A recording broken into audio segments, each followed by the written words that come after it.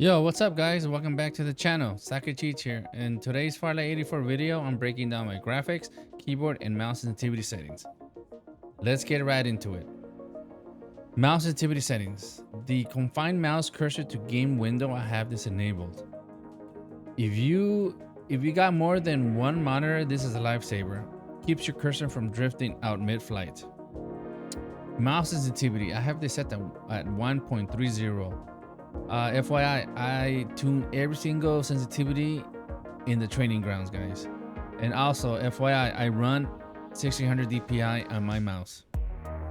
The ADS sensitivity multiplier, it's set to default, but I enable custom zoom level sensitivity so I can fine tune each scope. One time zoom at 1.00, two times zoom at 0.96, 3 times zoom at 0.996, and 4 times zoom at 0.64, 6 times zoom at 0.67, and 8 times zoom at 0.56. And then, like I said, I dialed each one through the training grounds until it felt perfect, guys. ADS sensitivity toggle method, I have this set to gradual. It just feels smoother for me, so I picked gradual.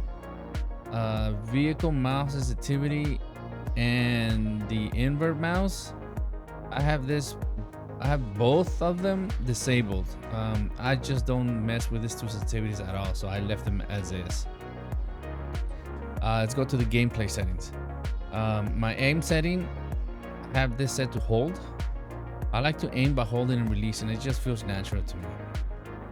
Sprint setting, I had this set to auto. Always moving, always ready. That's what I say.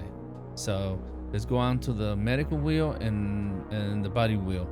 For both of them, the use interact method, I select the release to use. This one's huge, guys. No more misclicks when I loot or heal.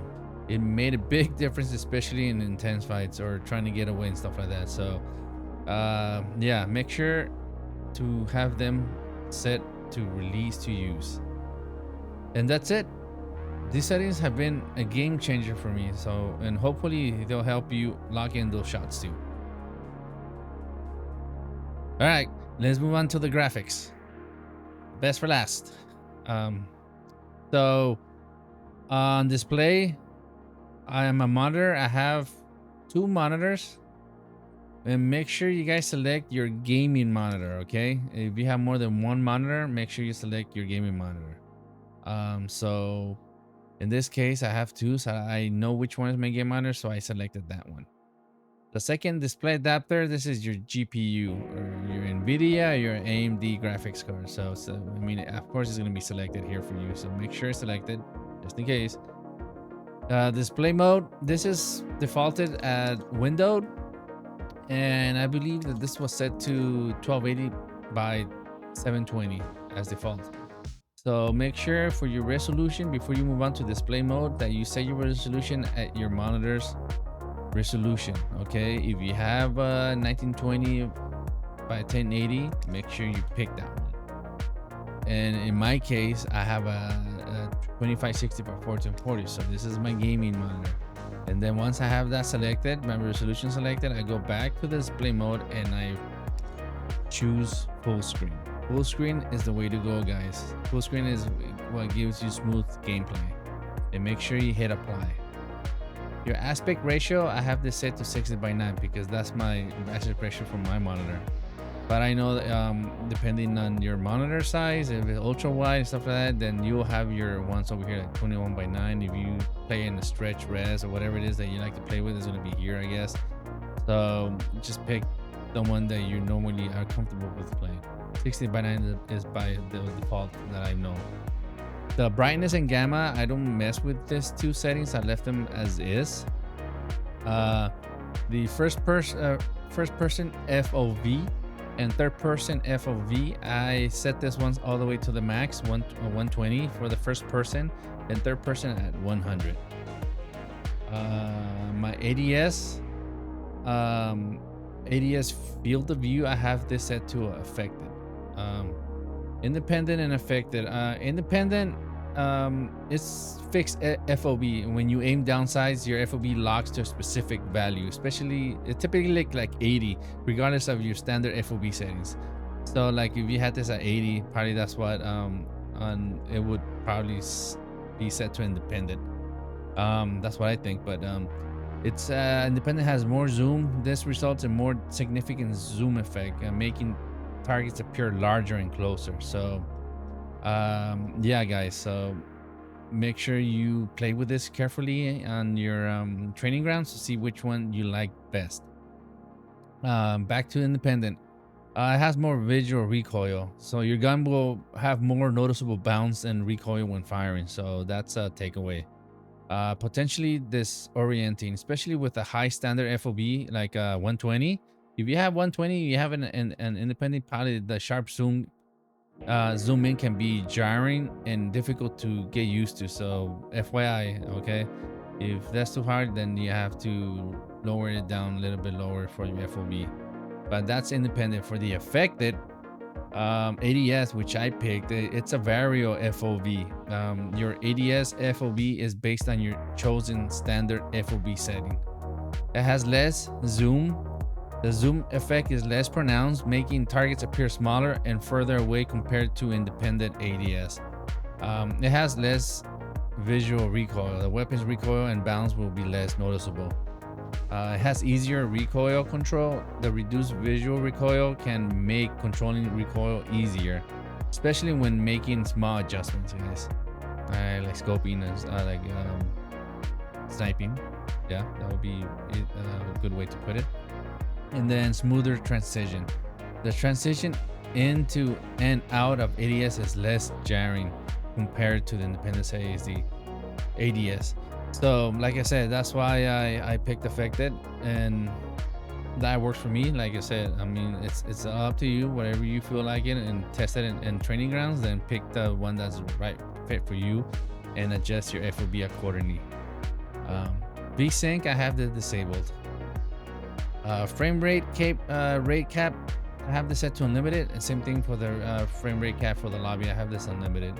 You can set it to your hertz on your monitor. If you have a 144 hertz, then set it at that. If you have 240 hertz, you can set it at that. If you have something bigger than 360 and stuff, you can unlimited. So I pick my unlimited.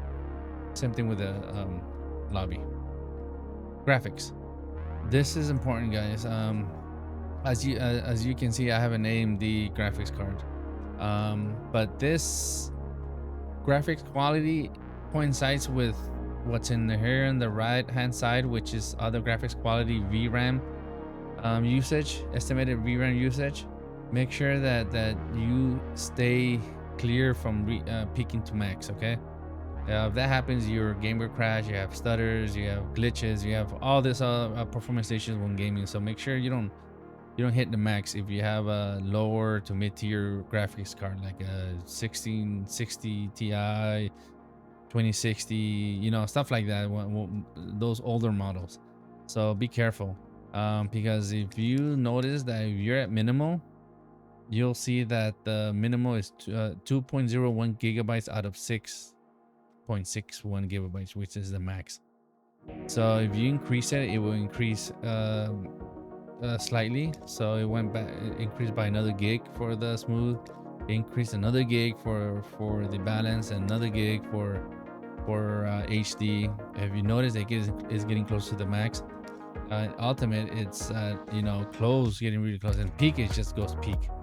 So just be careful. I mean, you can play, I could stay at ultimate, it'll be fine with me, but HD, that's what I picked, and that's been comfortable for me. If you notice that there's other apps here, that's just in case if you're running everything on your one PC, meaning if you're recording OBS or if you have other probably apps that uses VRAM, then it's gonna show in here, and this is gonna be less right here. So meaning that if this is almost to the max and you just barely at balance or smooth, that means you have other apps using your VRAM. So just be careful with that. So pick that accordingly. This is not the one I picked. There we go. So keep an eye on that, guys. Make sure you pick the right graphics quality and for your VRAM usage. And then all the way to the last two, weapon depth of field. I enabled this. I did test this out on training grounds, and basically what it means is that it adds a blurring effect outside the focus area when aiming. So I kind of like that effect. I mean, it's preference. You can have it off, but you know, it's preference. Like I said, I like it. But the weapon motion blur, I have to disable. I don't want no motion blur when my weapons while I'm moving or aiming or firing. So I have to disable. SGRS. All right. This section is for your GPU. I know for AMD, if you enable this, it has the AMD SFR 2.0, and I believe for NVIDIA, it has the NVIDIA Boost Beta or something like that. Is newer for the 50, I think 4090 or 5090. I don't know which ones, either two or, but that's they're available for these. But I've noticed that for AMD, if you have this on, I noticed that I'm having screen tearing my recording, so it's noticeable. So I was playing with this super resolution method, AMD SFR and the VSync.